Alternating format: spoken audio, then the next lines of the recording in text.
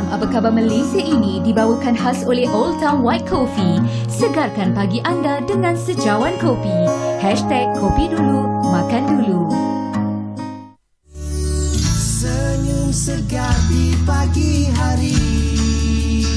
Segala sentosa.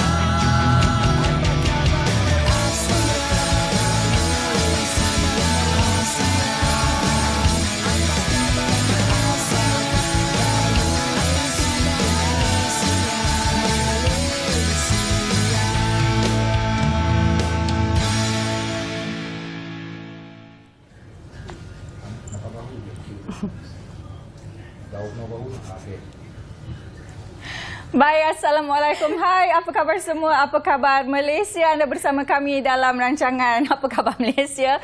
Bersiaran secara langsung seperti biasa setiap hari Isnin hingga Jumaat selama 1 jam kami akan menemani anda. Saya Pasha Rahim bersama teman pengacara saya. Ya, saya Nur Salihah Azmi. Jadi kami bawakan istimewa dan khas program Apa Khabar Malaysia oleh Old Town White Coffee, dan takkan lengkap pagi anda tanpa secawan Old Town White Coffee. Betul. Itulah dia. Yang penting Salihah, apa-apa pun kita mulakan pagi kita dengan kopi dulu, makan dulu. Hashtag kita yang kita nak semua penonton tersayang Apa Khabar Malaysia sentiasa ingat #kopi dulu, makan dulu, dan mulakanlah hari anda dengan orang kata apa, sarapan yang berkhasiat supaya anda ada tenaga. Hari ini nak sebut pasal tenaga, memang bertenaga lah sebab public holiday. Betul tu. Walaupun cuti umum untuk anda semua di luar sana, tapi kami masihlah bersama anda semua, setia menemani anda yang sedang menonton. Baik, seperti biasa kita ada pelbagai pengisian dalam rancangan Apa Khabar Malaysia, petikan-petikan daripada bernama.com, dan juga topik-topik perbincangan kita yang amat menarik bersama tetamu-tetamu jemputan. Hari ini kita ada penyanyi lah, Salihah. Betul. Dalam hujung-hujung blog kita simpan the best for the last. Dan kita bawakan kepada anda. Dan sebelum itu kita ada juga topik berkenaan tentang pasca PRU lagi. Seperti biasa kita nak juga lagi masih bawakan informasi berkenaan pasca PRU. Dan nak tahu topik dia, anda kena terus setia bersama dengan kami. Dan selepas topik itu, apa yang akan kita bawakan, Basha? Baik, tapi hari ini juga kita sebenarnya kita sedang menunggu lintas langsung yang istimewa, kerana pada hari ini Yang Amat Berhormat Datuk Seri Anwar Ibrahim, Perdana Menteri Malaysia, akan menerima keberangkatan ke bawah duli Yang Maha Mulia Paduka Seri Baginda Sultan Haji Hassanal Bolkiah Muizzaddin Maudullah Sultan dan juga Yang di-Pertuan Negara Brunei Darussalam ke Putrajaya pada hari ini. Jadi pada bila-bila masa kita akan cross bersama wartawan kita yang akan berada di sana. Selain daripada itu, kita nak bercerita sedikitlah tentang petikan daripada portal bernama.com. Jadi ini berkenaan dengan undi percaya Perdana Menteri. Jadi mengikut naib Presiden PKR Datuk Seri Amiruddin Shahrin, beliau berkata pembentangan usul undi percaya terhadap Datuk Seri Anwar Ibrahim adalah amat penting pada persidangan Parlimen ke-15 19 Disember ini. Wajar bagi memastikan keabsahan beliau sebagai Perdana Menteri dapat dimuktamadkan. Ini untuk mengelakkan dari sebarang pertikaian yang berterusan dari pihak-pihak tertentu seperti yang pernah dialami sebelum ini. Ini amat penting untuk memastikan kestabilan politik negara. Dan juga untuk memastikan tiada berlaku apa-apa kejutan dari mana-mana pihak yang ingin mencuba untuk menjejaskan kestabilan politik dan juga kerajaan negara, Salihah. Dan saya kira langkah ini juga sesuatu yang akan membawakan keyakinan kepada seluruh rakyat Malaysia berkenaan tentang Perdana Menteri kita yang ke-10 ini. Dan tambahan itu, langkah ini juga bertujuan apabila ada pihak yang mempertikaikan kedudukan beliau sebagai Perdana Menteri Malaysia yang ke-10, dan ini orang kata apa, satu langkah yang cukup strategik dan saya kira patut dilakukan untuk semua rakyat Malaysia juga ya. Yang penting rasanya yang ditunggu-tunggu rakyat Malaysia adalah pembentangan belanjawan. Jadi sekiranya usul undi percaya ini tidak berlaku, di sewaktu pembentangan belanjawan itu pun boleh menjadi antara orang kata cara untuk mengesahkan keabsahan kedudukan Perdana Menteri Malaysia. Ya, itu adalah berkenaan tentang, sekali lagi kita bawakan kepada anda tentang pasca PRU ke-15, tapi ini Salihah nak bawakan anda berita yang lain di negeri yang berbeza, bukan di Selangor atau Kuala Lumpur. Kita akan bawakan anda ke Johor. Kabarnya banjir di Johor pulih dan semua PPS dah ditutup. Alhamdulillah, Ini saya kira satu berita yang cukup baik, dan bila kita tahu sekarang adalah satu cuaca yang sukar untuk diramal, dan banjir dan keadaan seperti ini masih sukar untuk kita elakkan. Walau bagaimanapun katanya di pusat pemindahan sementara PPS Balai Raya Kampung Batu Badak di Segamat, 7 malam tadi, kebanyakan keluarga yang ditempatkan di sana sudah boleh pulang ke rumah. Makna kata mereka sudah boleh orang kata kemas rumah dan kembali kepada mengemas rumah, dan banyak perkara yang perlu dilakukanlah bila dah dibenarkan pulang ke rumah. Dan kesemua mangsa banjir ini dibenarkan pulang selepas air di kawasan yang terbabit. Kabarnya sudah surut, dan seperti tadi Salihah kabarkan kepada anda semua, banyaklah benda yang perlu dilakukan walaupun mereka sudah dibenarkan pulang ke rumah. Tapi walau bagaimanapun, alhamdulillah, dan walaupun dugaan di waktu orang kata masa-masa banjir ini terjadi, kita sentiasa perlu beringat kerana apa saja yang terjadi itu pasti ada hikmahnya. Walau bagaimanapun, sentiasa bersedia, seperti yang kita selalu ingatkan kepada anda, sedia dengan beg kit kecemasan, ada dokumen yang penting dan sebagainya untuk kita bersiap siaga dalam musim yang seperti ini, ya Pasha. Betul. Baik, seperti biasa kita akan lihat dulu ramalan cuaca buat hari ini. Lagi-lagi hari ini merupakan hari cuti umum. Saya pasti anda di luar sana ada perancangan yang pelbagai untuk ke sana kemari. Kita lihat dulu ramalan cuaca dan seterusnya ke bilik berita bersama rakan penyampai di sana. Silakan. Silakan.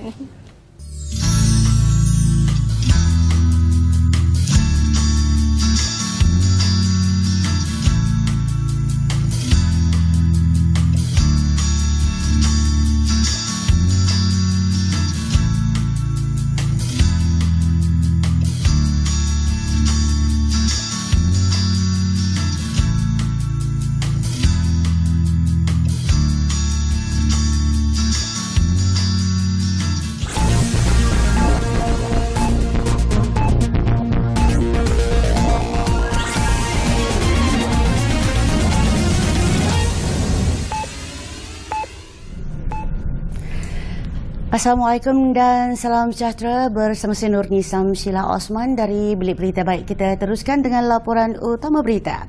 Malaysia komited untuk memperjuangkan kesejahteraan rakyat Palestin di Persada Antarabangsa. Perdana Menteri Datuk Seri Anwar Ibrahim menerusi hantaran di Twitter berkata beliau telah menegaskan komitmen itu ketika menerima panggilan telefon daripada pimpinan Hamas Khalid Mashal tengah malam tadi. Beliau berkata sebelum menerima panggilan Khalid, bekas Perdana Menteri pihak berkuasa Palestin Ismail Haniyeh turut menghubunginya menerusi panggilan video. Katanya selain menyampaikan ucapan tahniah atas pelantikan Perdana Menteri ke-10, beliau turut memuji kesungguhan seluruh rakyat Malaysia yang memastikan proses peralihan kepimpinan negara berjalan dalam keadaan aman dan demokratik.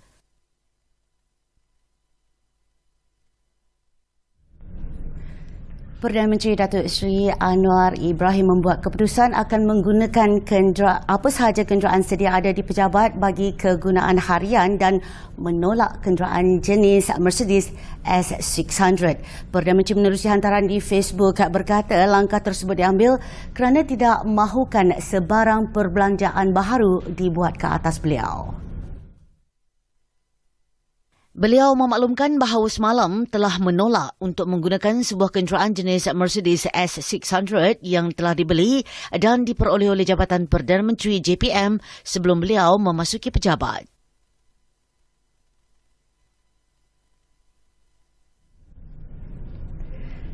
Dalam hari itu, Datuk Seri Anwar Ibrahim mengalu-alukan komitmen pemimpin Parti Warisan atau Warisan yang menyokong usaha pembentukan dan kestabilan kerajaan perpaduan yang diterajui beliau. Perdana Menteri menerusi catatan di Twitter beliau semalam berkata, komitmen berkenaan juga adalah demi kepentingan rakyat Sabah. Menerusi ciapan tersebut, Datuk Seri Anwar turut berkongsi gambar kunjungan hormat Presiden Warisan Datuk Seri Muhammad Syafiee Abdal ke atas beliau di Pejabat Perdana Menteri di Putrajaya semalam. Pada pilihan raya umum ke-15, PRU15, Warisan memenangi 3 kerusi kesemuanya di Sabah iaitu Semporna, Lahad Datu dan Kota Belud. Baik, dengan itu sekian dari Bilik Berita. Saya Nurni Samsul Osman. Salam hormat. Assalamualaikum.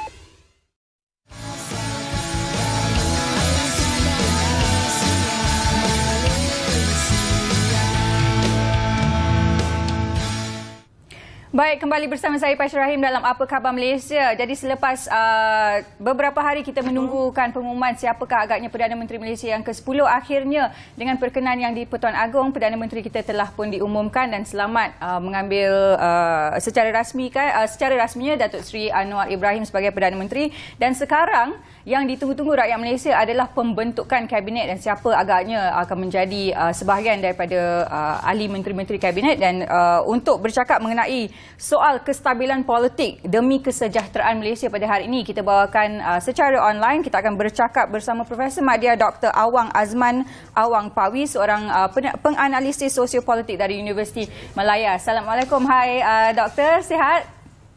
Waalaikumsalam, Pasha, sihat. Alhamdulillah. Pagi Ahad Isnin yang ni. Ya, yang baiklah. Maaflah kita mengganggu doktor. Hari ini hari cuti umum, kita nak berborak, berbicara sedikit tentang kestabilan politik dalam negara ni. Jadi seperti yang kita tahu, kita sudah ada Perdana Menteri kita yang ke-10. Kita nak tanya pandangan doktor, apakah mungkin sebagai seorang pemerhati politik, mungkin ramalan doktor sendiri mengenai pembentukan kabinet yang ditunggu-tunggu rakyat Malaysia? Okey. Sudah pasti pembentukan kabinet baru ini merupakan sesuatu yang bersejarah untuk landscape politik negara. Yang pertama, kita lihat bahawa inilah kali pertama Yang Amat Berhormat Datuk Seri Anwar Ibrahim yang akan menerajui negara dan memutamatkan kabinet yang baru.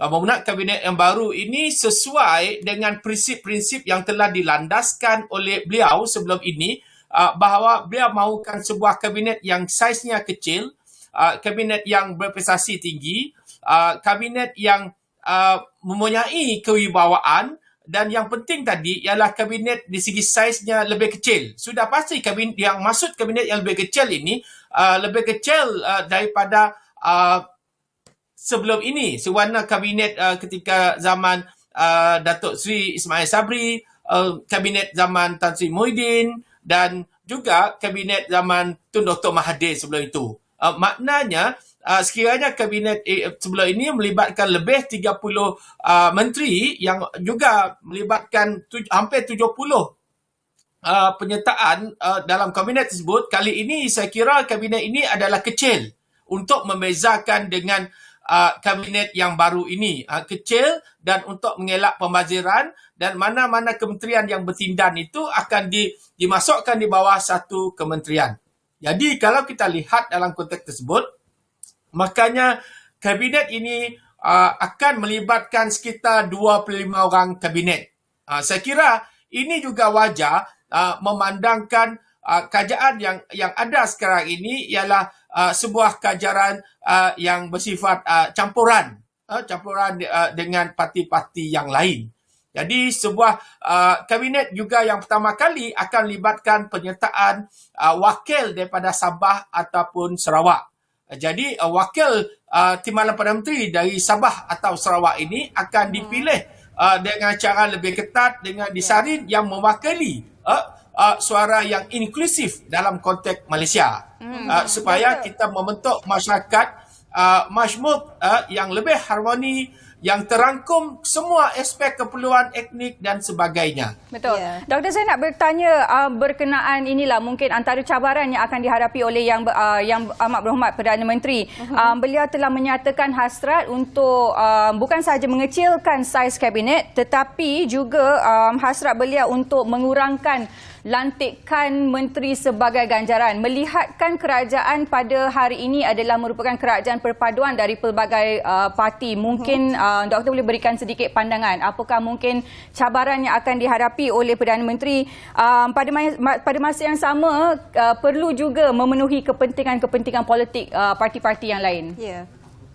Formula yang paling mudah untuk pengagihan kabinet ialah berdasarkan nisbah kemenangan parti-parti dalam pilihan dulu dengan kaitan dengan pembentukan kerajaan yang baru. Formula dia mestilah berteraskan nisbah antara parti yang teras iaitu Pakatan Harapan dengan parti-parti yang lain.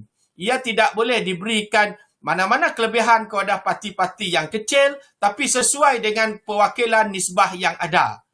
Jadi tidak ada parti yang kecil menguasai parti yang besar seperti pernah berlaku pada 2018 dahulu. Sebaliknya, sebuah parti yang besar bekerjasama dengan parti-parti lain untuk membentuk kabinet yang lebih rasional, kabinet yang lebih sederhana dan kabinet yang berdasarkan prestasi dan bukan semata-mata kerana kabinet berterima kasih, membalas budi dan sebagainya. Jadi ini merupakan satu cabaran besar untuk Perdana Menteri yang mempunyai budi bicara beliau untuk memilih. Terutamanya dalam konteks timbalan Perdana Menteri. Rakyat telah memilih wakil rakyat mereka masing-masing untuk mewakili Dewan Rakyat. Namun untuk dilantik sebagai menteri, untuk dilantik sebagai timbalan menteri bukan dipilih rakyat tapi dipilih oleh Perdana Menteri. Kena beza dua tahap atau perkara tersebut. Yang pertama, rakyat memilih wakil rakyat mereka. Wakil rakyat mana yang mereka mahu mengikut parlimen mereka masing-masing. Yang kedua, apabila selesainya dan terdapat keputusan parti mana yang layak untuk memerintah dengan kerjasama dan sebagainya, kini untuk memilih kabinet. Kita tahu rakyat tidak memilih kabinet. Yang memilih kabinet ialah Perdana Menteri. Sama juga dengan jawatan timbalan Perdana Menteri. Sebab kita tahu jawatan timbalan Perdana Menteri itu tidak ada dalam perlembagaan negara. Tapi atas ihsan mana-mana Perdana Menteri untuk mewujudkan jawatan tersebut untuk membantu pentadbiran dan memastikan sebuah kerajaan yang inklusif. Jadi ini merupakan cabaran yang ingin rakyat lihat. Siapakah calon timbalan Perdana Menteri, siapakah ahli kabinet yang dimasukkan. Bukan senang untuk memilih yang terbaik, kalangan yang terbaik. Jadi sudah pasti wakil rakyat semua blok parti menyerahkan kepada kebijaksanaan yang amat berhormat Perdana Menteri untuk menentukan yang terbaik dan mencerminkan masa depan negara pada masa akan datang. Ya, baiklah Doktor. Ini adalah satu intipati yang penting juga bila kita berbicara berkenaan tentang pasca PRU, berkenaan tentang agenda yang diperkatakan oleh Datuk Seri Anwar Ibrahim. Pertamanya berkenaan tentang mengembalikan kegemilangan ekonomi dan juga mengukuhkan ekonomi. Keduanya juga untuk membantras rasuah dan juga memberikan budaya yang baru di Putrajaya terutamanya. Dan ini adalah satu kali meminta pandangan Doktor sendiri berkenaan tentang bagaimana pengukuhan ekonomi ini, orang kata apa, sebagai Datuk Seri Anwar Ibrahim memegang Perdana Menteri Malaysia ke-10 ini. Dan kita tahu tahun 2023 adalah satu tahun yang mencabar untuk kita semua. Okey, Malaysia agak bertuah dalam konteks ini sebab Perdana Menteri kita yang baru ialah Datuk Seri Anwar Ibrahim. Sebab beliau dikenali di peringkat antarabangsa, dihormati di pelbagai pihak negara-negara luar. Jadi dalam konteks ini, kita juga menyedari bahawa tahun depan merupakan cabaran ekonomi terbesar untuk negara ini. Jadi saya kira dengan adanya hubungan baik Perdana Menteri kita dengan negara luar, khususnya Jepun, Korea, Amerika, negara China, Eropah dan sebagainya, saya kira ini memberikan satu harapan yang positif kalangan rakyat Malaysia bahawa Perdana Menteri mampu melakukannya. Dan kalau kita lihat ketika rakyat Malaysia sedang bercuti semalam, Perdana Menteri kita mengadakan sidang khas bersama majlis yang harga negara tersebut. Jadi yang kita lihat ialah komitmen yang diberikan bukan saja oleh Perdana Menteri, malah kalangan penjawat awam untuk bersama-sama untuk memastikan isu rakyat, masalah ekonomi rakyat dapat ditangi dalam tempoh terdekat. Saya kira adalah tidak adil untuk memberikan penyelesaian dalam masa 2 minggu, tapi ia perlu dilihat dalam tempoh 3 hingga 6 bulan yang pertama. Ini tempoh yang lebih rasional daripada tempoh berapa minggu atau sebulan 2. Saya kira kita bagi peluang dalam tempoh 6 bulan ini sejauh mana isu-isu ekonomi rakyat, isu-isu keresahan rakyat, isu kerjasama yang barangkali sebelum ini dilihat secara negatif, sekarang mau tak mau kita kena bergerak ke depan, kita nak memastikan bahawa pandangan-pandangan negatif tersebut sebenarnya ialah sekadar persepsi dan ia akan dibuktikan ia tidaklah tepat kerana sudah pasti apabila Datuk Seri Anwar Ibrahim yang sudah lama lebih 24 tahun untuk menjadi Perdana Menteri, akhirnya baru kali ini beliau berjaya. Saya kira beliau sudah belajar tentang apa dia kesusahan rakyat, keperitan rakyat, kemahuan rakyat, kepentingan rakyat itu diutamakan. Sebab itu kita lihat langkah-langkah dalam beberapa hari ini juga akan memberikan momentum yang baik kepada ekonomi negara peringkat domestik dan juga hubungan negara di peringkat antarabangsa. Dan saya percaya isu ekonomi yang kita akan hadapi pada tahun depan, kita sekali lagi kita berasa beruntung sebab kita ada Perdana Menteri yang dilihat lebih cakna, yang mengamalkan dasar ekonomi yang lebih humanistik, bukan saja mementingkan majikan ataupun syarikat besar, tapi juga mementingkan kebajikan pekerja, kebajikan rakyat. Baik Doktor, yang pastinya keyakinan rakyat Malaysia terhadap Perdana Menteri kita Datuk Seri Anwar Ibrahim amatlah tinggi, memandangkan beliau juga mempunyai pengalaman sebagai Menteri Kewangan pada waktu dulu. Jadi memang tahap keyakinan terhadap beliau amat tinggi, terutamanya untuk menstabilkan dan juga untuk kita lebih mengukuhkan ekonomi negara. Tapi sekarang ni saya nak tanya pandangan ataupun pendapat doktor sendiri. Dalam sidang media pertama beliau sebagai Perdana Menteri, beliau menyatakan bahawa pihak kerajaan akan membawa usul undi percaya kepada Perdana Menteri. Jadi apakah justifikasi yang diperlukan sedangkan beliau telah diberi perkenan oleh Yang di-Pertuan Agong sendiri? Pandangan doktor. Okey. Usul undi percaya di Dewan Rakyat merupakan satu langkah demokratik. Walaupun Yang Tuan Agong dan Majlis Raja-Raja telah mengesahkan pelantikan Datuk Seri Anwar sebagai Perdana Menteri, tapi untuk memastikan tidak ada fitnah kalangan musuh politik, ada pihak yang kurang bertanggungjawab, jadi adalah wajar keputusan Perdana Menteri untuk memastikan usul yang pertama ialah usul undi percaya. Walaupun setengah pihak melihat perkara ini merupakan langkah berisiko, tapi kita tahu sokongan daripada blok-blok politik ini sangat tinggi dan juga mengharapkan Perdana Menteri kita untuk kekal dalam tempoh sekurang-kurangnya satu penggal. Jadi apabila usul undi percaya ini dilakukan terlebih dahulu pada Disember 18-19 ini, kita dapat lihat bahawa inilah tekad Perdana Menteri kita untuk memastikan integriti pihak kerajaan, Perdana Menteri, untuk memastikan bahawa kepercayaan daripada rakyat itu adalah tinggi dan tidak ada pihak yang dapat menafikan kedudukan beliau yang mempunyai kuasa majoriti yang besar untuk beliau terus menjadi Perdana Menteri. Ini juga dilakukan bagi mengelak dalam setahun, 2 tahun akan datang kononnya beliau tidak ada majoriti. Ini sebelum ini pernah tidak ada usul undi percaya di Parlimen yang dikatakan mereka kurang berani untuk bertindak sedemikian kerana dibimbang akan mewujudkan undi tidak percaya pula. Tapi kali ini kita lihat keyakinan dan juga sokongan daripada rakyat, wakil rakyat M Block ini sangat tinggi dan sudah wajar perkara ini disahkan supaya ia dapat memastikan, membuktikan demokrasi itu, proses demokrasi itu benar-benar dapat dilaksanakan dengan lebih baik, lebih terjamin dan memberikan keyakinan yang lebih tinggi kepada semua pihak dalam dan luar negara. Inilah yang beliau berani lakukan demi memastikan negara dapat bergerak ke depan dan tidak ada lagi pihak-pihak yang cuba mempelekehkan bahawa beliau kononnya tidak mendapat sokongan.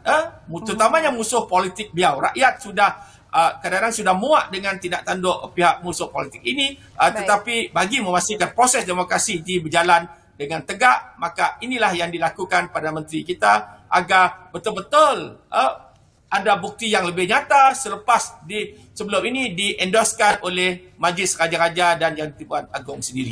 Ya, baik Doktor. Kita mungkin akan ke soalan yang terakhir, tapi sebab banyak kita nak perkatakan, mungkin ini secara ringkas ni Doktor bercakap tentang figura Datuk Seri Anwar Ibrahim. Kita tahu beliau begitu mempunyai nama yang baik ataupun dikenali di negara seperti Amerika Syarikat dan negara-negara yang seantero dengan kita juga. Jadi bagaimana sudut pandang doktor berkenaan tentang betapa baiknya hubungan diplomatik ini yang akan membawa Malaysia lebih kepada tempat yang di masa hadapan? Sudut pandang doktor. Okey. Kelebihan Datuk Seri Anwar Ibrahim mempunyai hubungan luar di pelbagai negara, bukan saja di Eropah, bukan saja di negara Asia Timur seperti di Jepun, Korea dan juga negara barat seperti Amerika. Ia mempunyai hubungan baik yang sudah lama terjalin sejak zaman beliau sebagai gerakan pelajar. Beliau mempunyai hubungan dengan pemimpin-pemimpin pelajar bukan saja di dunia Arab tapi juga di dunia barat. Ini memberikan kelebihan beliau dan beliau lebih dikenali sebagai pemimpin yang karisma, mempunyai keyakinan dan mempunyai pendirian mengenai isu-isu antarabangsa secara tegas. Misalnya isu mengenai Palestin, isu penindasan di China dan sebagainya. Dan juga kalau kita lihat hubungan beliau dengan Indonesia itu tersangatlah akrab. Sebab berapa jam saja selepas beliau dilantik, Presiden Indonesia terus menghubungi beliau melalui telefon.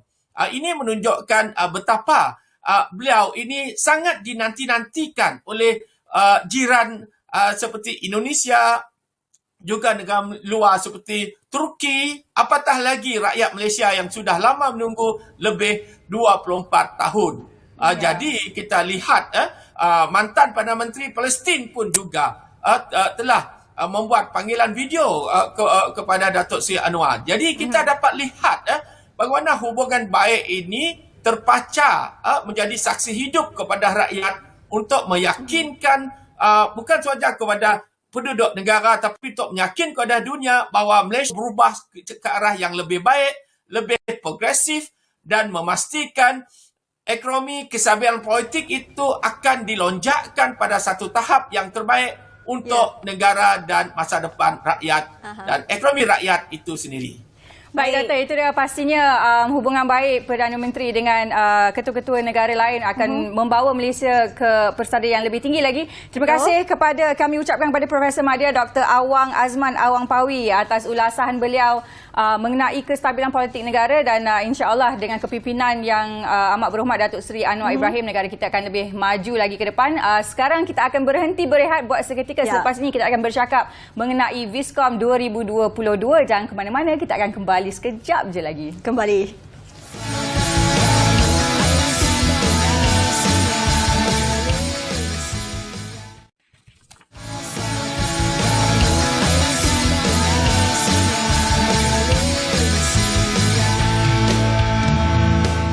There are two people who are invited to a mysterious place. They are required to become witches, but they don't even know the witches. Who really is this?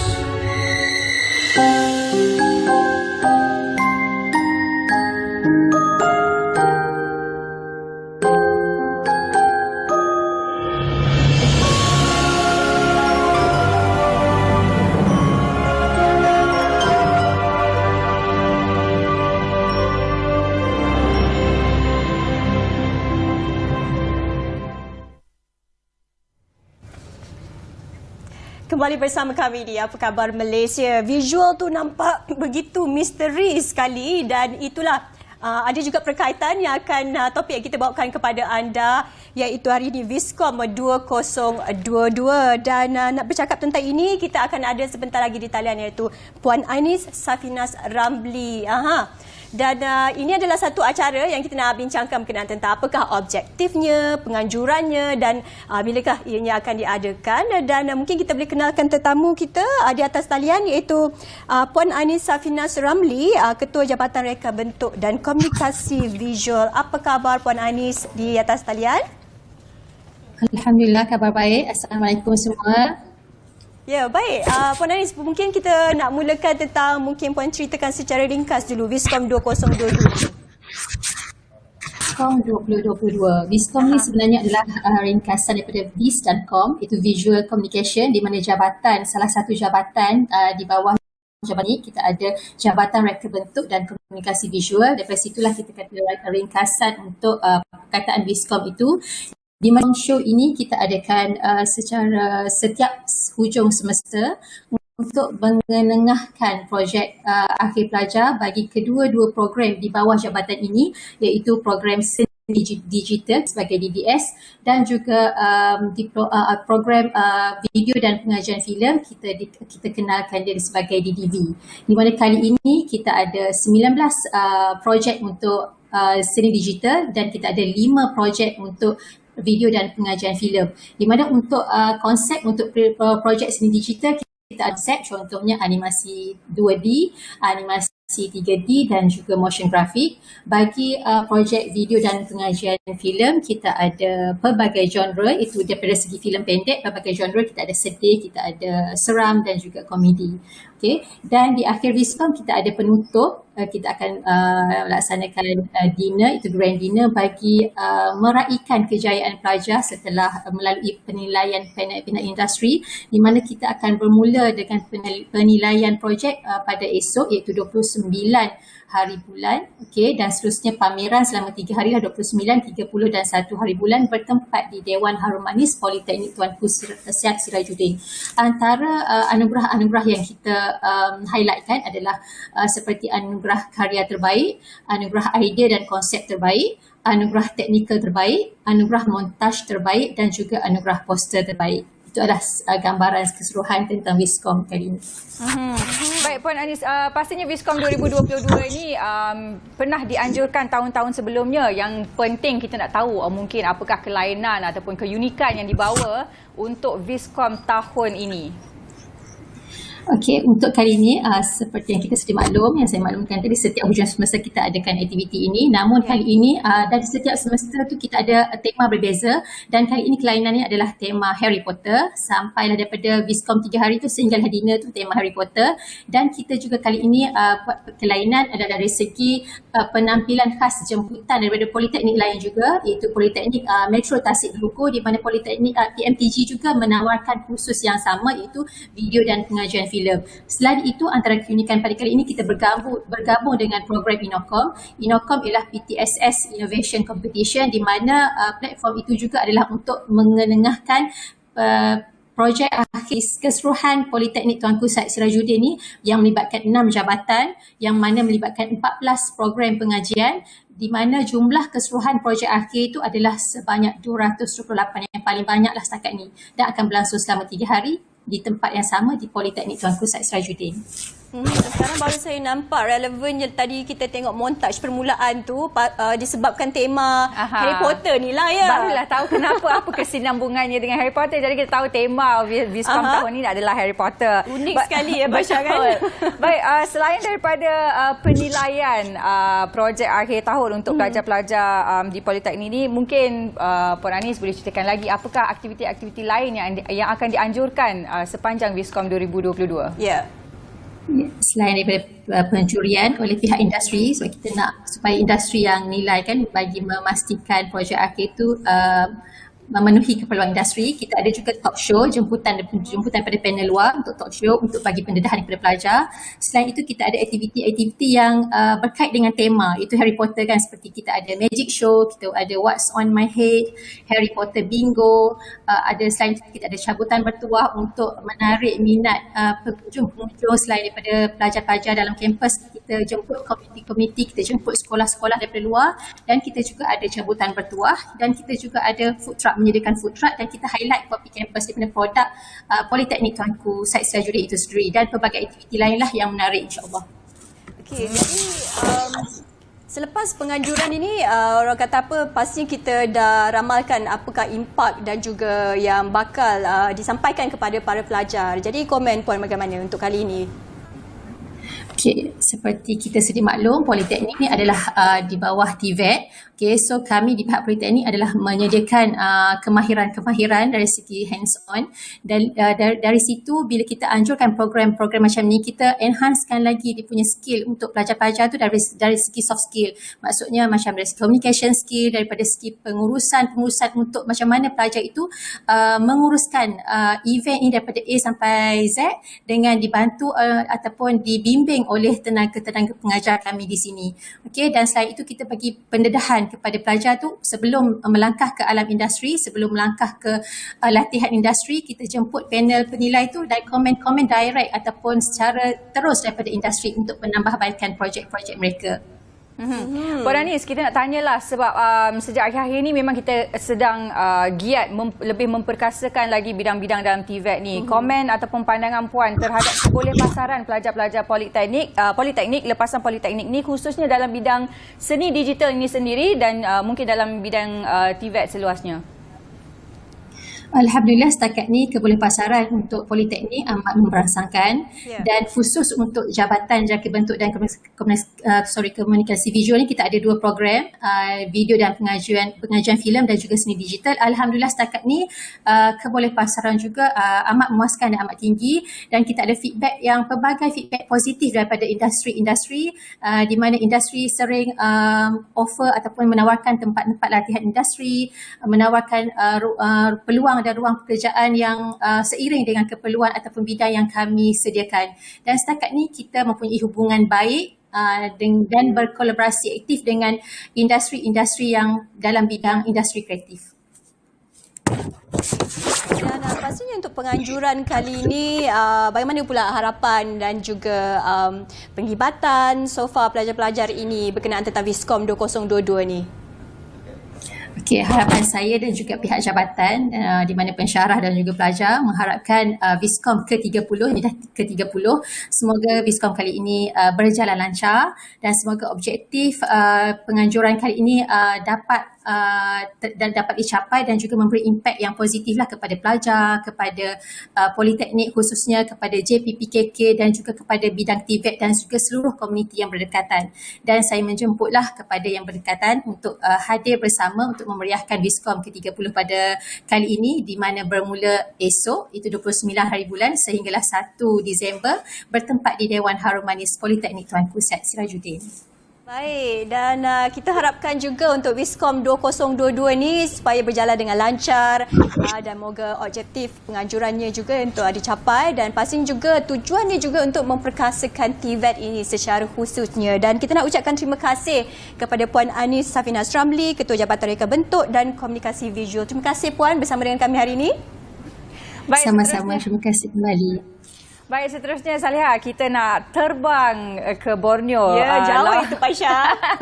Betul, kita nak terbang ke Labuan bersama koresponden kami di sana berkenaan kawalan pemeriksaan terminal feri di sana. Baik, kita saksikan dahulu sebelum kita berhenti berehat seketika dan akan kembali selepas ini.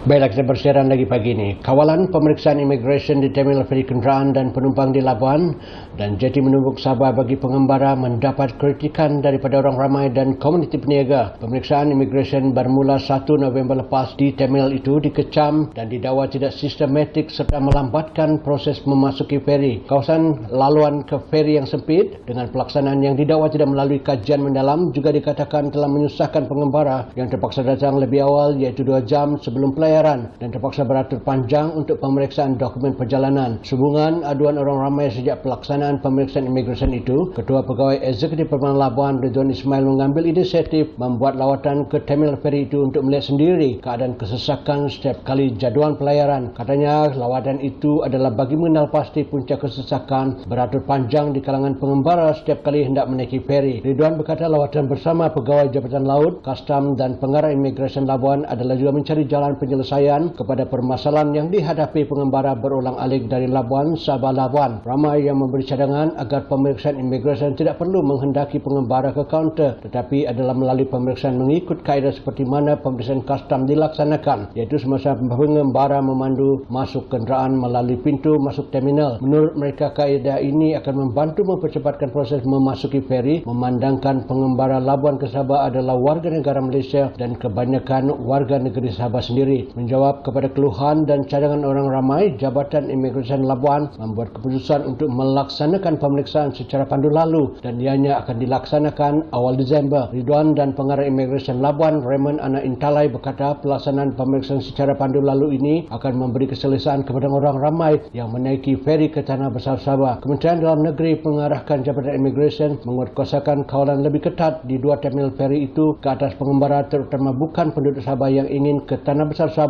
Bekas Menterinya Sri Hamzah Zainuddin pada 10 September lepas berkata peruntukan sebanyak 200,000 telah diluluskan untuk tindakan segera seperti membuka kaunter khas bagi penduduk dan bukan penduduk Sabah. Katanya kawalan lebih ketat diperlukan bagi memastikan tiada aliran bebas di pintu masuk utama terminal feri ke Tanah Besar Sabah di Jeti Tanjung Pagar Sipitang, Menumbuk dan Jesselton. Menurut Hamzah, pelaksanaan kawalan imigresen di terminal feri itu adalah atas permintaan Kerajaan Negeri Sabah.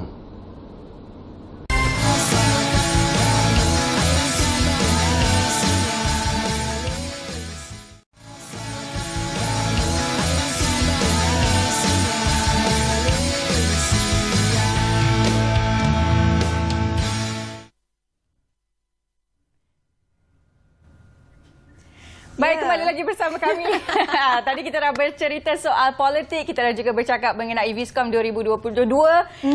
Hari cuti umum ni kita nak di hujung-hujung. Apa khabar Malaysia ni, kita nak chill sikit. Ya, kita nak santai sikit dan kita nak bawakan satu genre yang bukan biasa-biasa ni genre ya. Genre Latin Genre Latin pop Latin ya. Jarang-jarang kita dengarkan genre pop Latin dipopularkan di Malaysia, tapi hari ini bersama kami seorang penyanyi kita telah bawakan ke studio yang berada di sini bersama kami hari ini untuk mempromosikan single beliau bertajuk Forte.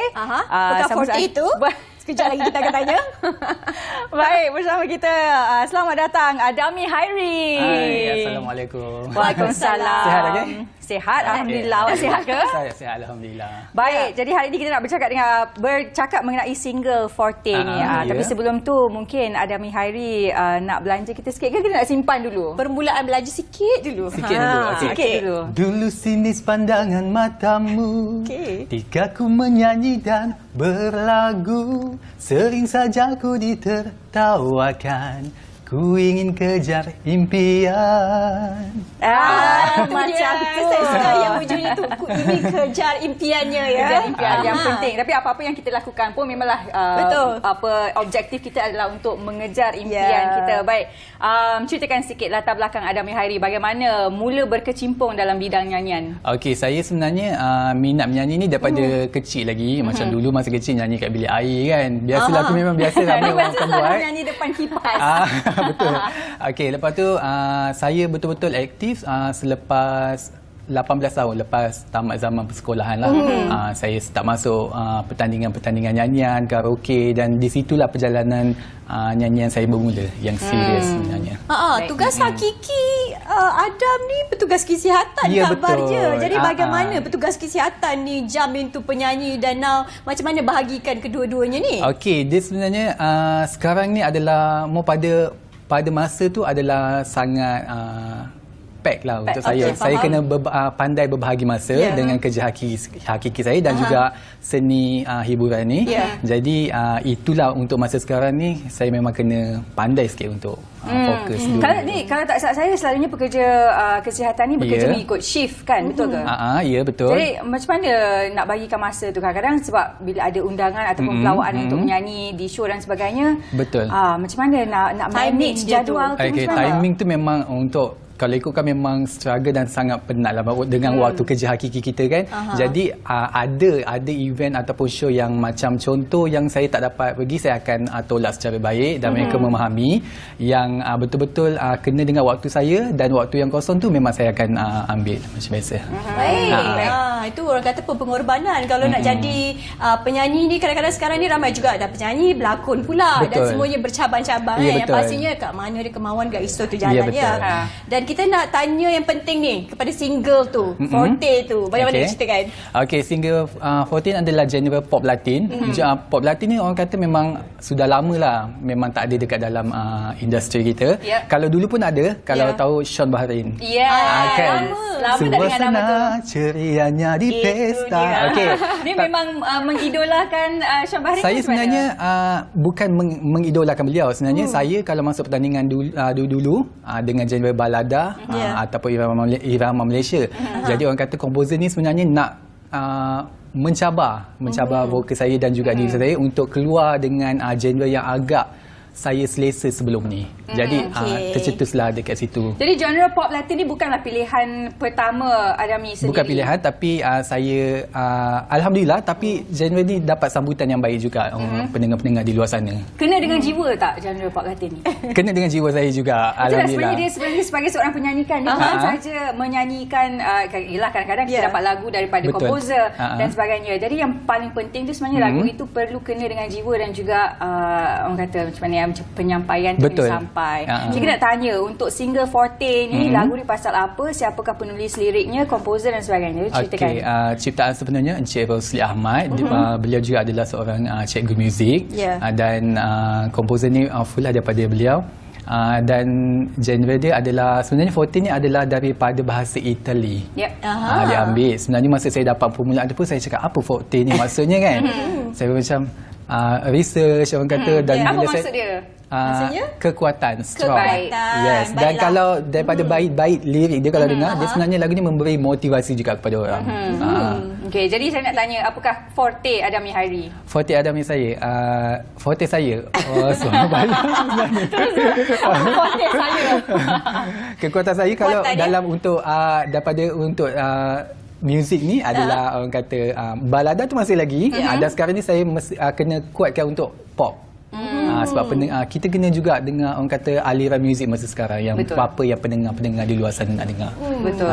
Okey, dan itu kita dah tahu dah maksud di sebalik Forte ni, siapa komposernya. Jadi bagaimana sambutan lagu ini setakat ini? Dan mungkin job-job ke yang setakat ini macam mana ada? Okey, sambutan alhamdulillah baik, sebab untuk permulaan yang masa single yang ni saya pun agak macam boleh ke diterima ke, sebab kita pun masih baru lagi kan, orang tak berapa mengenali lagi, dan alhamdulillah dapat sambutan yang sangat baik dengan pendengar-pendengar di luar sana. Ini kita lihat dekat kaca TV sekarang ni, adakah ini video klip lagu Forte? Okey, sebenarnya ni adalah single saya yang kedua. Okey. Ini yang kedua. Yang ni adalah pop R&B. I see. Okey, jadi Forte ni single yang keberapa Yang Adami? pertama, first dulu. Baik. Dan kalau untuk Forte ni dah ada ke video klip yang official ke ataupun bagaimana? Official tu sebenarnya masa kita keluar release tu, official music tu memang kita tak keluarkan sebab kita tak tahu lagi sambutan dia macam mana. Tapi memang dah ramai minta official music video dia. Betul lah, kita pun dah tengok Alali kita dah keluarkan yang kedua punya.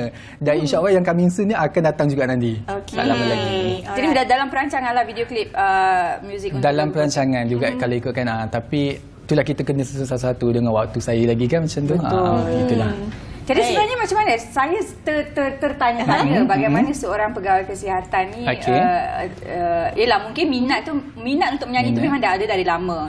Macam mana kerja hakiki ni jadi pegawai kesihatan pula? Memang berlatar belakangkan sains ke ataupun memang minat nak bekerja pegawai kesihatan ke?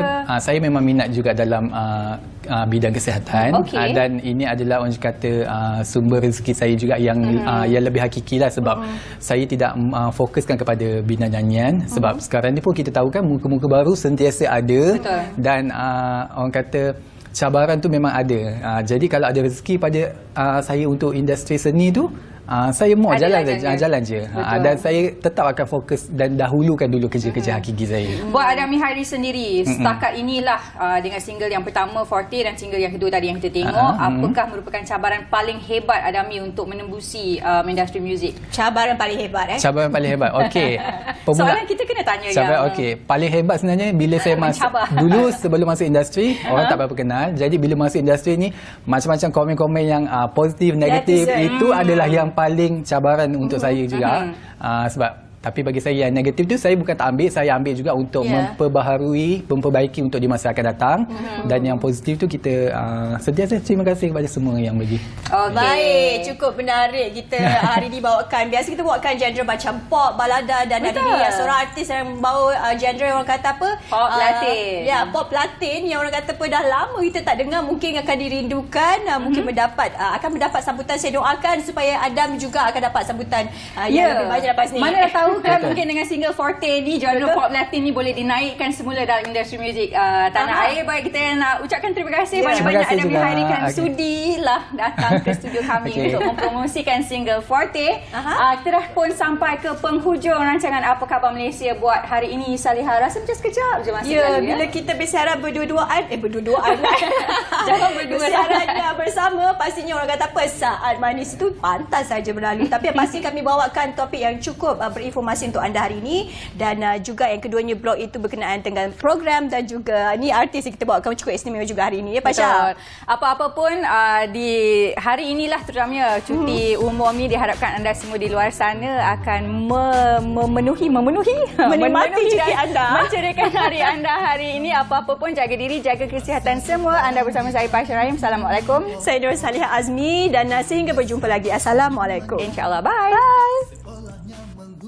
Cinta lembut lega bersuara, bagai bidadari syurga. Tersentuhlah sukma rindu di jiwaku, tapi bagaimana untuk meluahkan perasaan? Berdebarnya hatiku, hendak tergoda dengan senyumanmu.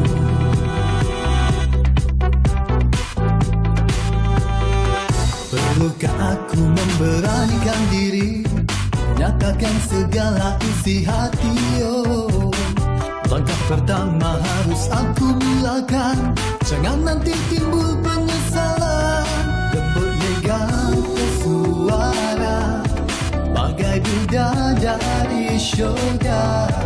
Tersentuhlah sukma rindu di jiwaku,